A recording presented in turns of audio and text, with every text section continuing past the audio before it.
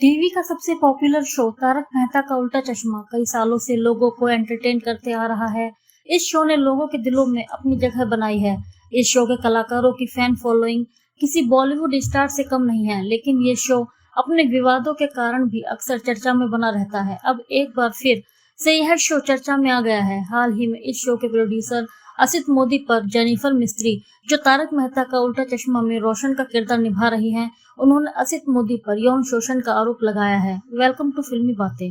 तारक मेहता का उल्टा चश्मा प्रोड्यूसर असित मोदी की सफाई के बाद एक्ट्रेस जेनिफर मिस्त्री ने कई बातों का खुलासा किया है। जेनिफर का कहना है कि असित मोदी उन्हें कमरे में बुलाते थे। तारक मेहता का उल्टा चश्मा के प्रोड्यूसर असित मोदी एक बार फिर से विवादों के घेरे में आ गए हैं। असित मोदी पर एक्ट्रेस जेनिफर मिस्त्री ने यौन शोषण के गंभीर आरोप लगाए हैं।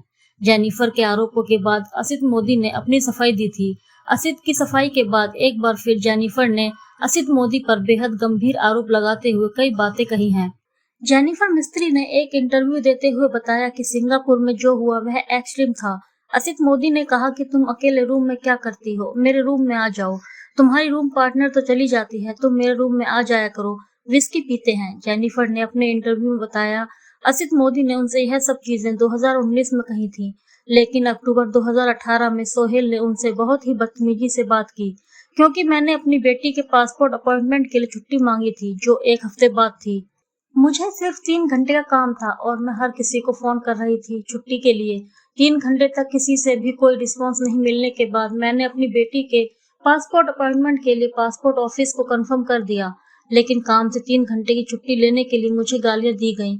जेनिफर मिस्त्री ने बताया, जब भी मुझे धमकी भरे फोन आते हैं, मेरे पति पूछते हैं तुम ऐसा क्यों कर रही हो, तुम अपनी आत्मा बेच रही हो, तुम अभी भी वहाँ काम क्यों कर रही हो। जेनिफर मिस्त्री ने बताया कि उन्होंने अपने पति से कहा, मैं पागल हो जाऊंगी अगर मैंने उनके खिलाफ कोई एक्शन लिया, वो मुझे सेट पर टॉर्चर करेंगे और मैं इसे आगे नहीं ले जाना चाहती, मुझे काम पर जाने दो। जेनिफर ने बताया जब ये सब उन्होंने अपने पति से कहा तो उन्होंने जाने दिया, लेकिन उन्होंने एक बात बोली, जेनिफर यह ठीक नहीं है, तुम यह ठीक चीज नहीं कर रही हो। लेकिन मेरे पास ऐसे पावरफुल लोगों से लड़ने की हिम्मत ही नहीं थी।